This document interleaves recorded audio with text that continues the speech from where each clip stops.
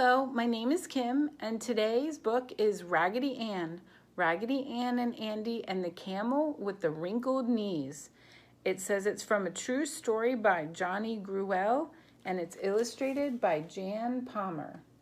And this is Raggedy Ann, and there's Raggedy Andy. One day, Raggedy Ann and Andy were walking in the deep, deep woods when they met their friend, the camel with the wrinkled knees. The camel's legs were so wrinkled and soft that he seemed almost to fall every time he took a step. "Whoop," Raggedy Andy said as he helped the camel sit down. "You almost fell over that time." "Indeed I did," said the camel. "My legs aren't what they used to be." And there they are with the camel. He's helping him sit down. Raggedy Ann tried to smooth out the wrinkles in the camel's knees, but he smiled and said, "That won't do a bit of good. When I was brand new, I had sticks inside each leg to help keep them straight. After a few weeks, the sticks poked through my legs, so the mother of the little boy who played with me pulled them out. Now my knees are saggy and soft, but I'm much more comfortable when I lie down." So there he is. So he must be a stuffed animal. He's the boy's friend. Raggedy Ann felt her candy heart go thump, thump, for she was glad to hear the camel's story. "Maybe you could help us," she said.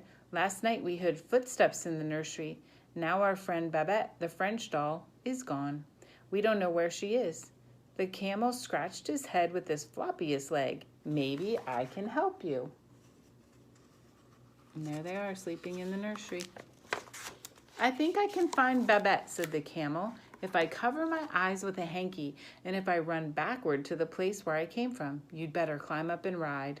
So Raggedy Ann and Andy climbed onto his soft flannel back.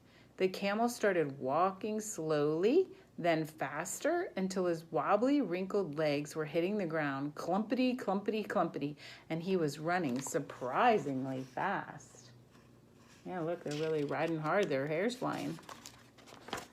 After they'd run for 10 minutes, they heard a clip-clop, and the Raggedy Andy turned to find a funny old horse running toward them. The camel stopped suddenly, and the horse ran straight into them. Raggedy Ann and Andy fell over the camel's nose. The poor camel's head was pushed flat into the ground, and his wrinkled neck was wrinkled up against his body.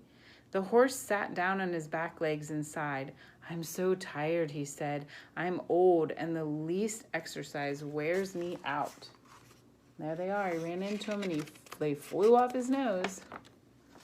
Raggedy Ann and Andy were busy pulling the camel's head back into shape and removing the hanky from his eyes so he could see. "We are running to find our friend Babette," said Raggedy Ann. "We think she was kidnapped." "I'm running away from pirates," said the tired old horse.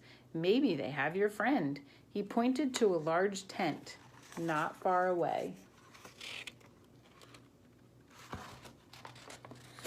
Very, very quickly, the dolls, the horse, and the camel crept up to the tent.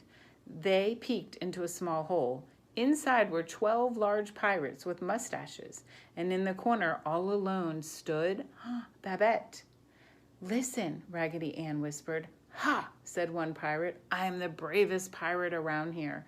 "We are all the bravest," said all the other pirates. "They'll all be fighting in a few minutes," said Raggedy Ann. There's the horse. He's got glasses. They're looking, and there's Babette. See her in the corner? Then Raggedy Andy picked up a small stone no bigger than a pea. He threw it softly into the tent so it bounced off one pirate's shoe. "Ah!" the pirate howled. "Who hit me?" Raggedy Andy threw another tiny pebble, and suddenly the pirates decided that it would be safer outside the tent. There was a jam at the doorway, and all the pirates all fell in a tangle of arms, legs, and heads, pulling the tent down with them.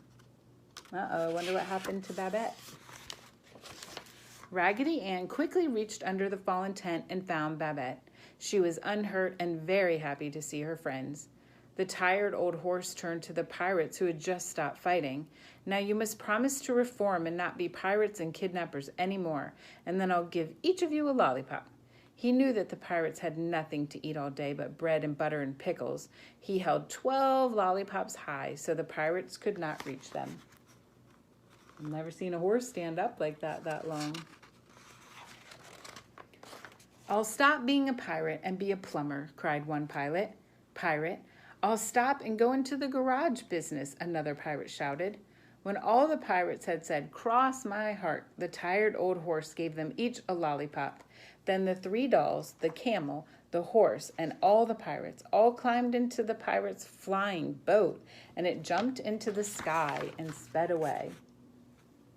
Wow, this is quite a story. I've never seen a flying pirate boat. Have you? Soon the boat came to rest in the dolls' backyard.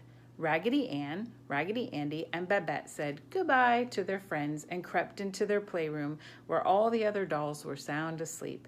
They climbed into their beds, bounced up and down once, and smiled. And then they fell asleep too. I wonder if that was just a dream. So I hope you like the Raggedy Ann and Andy book. Bye!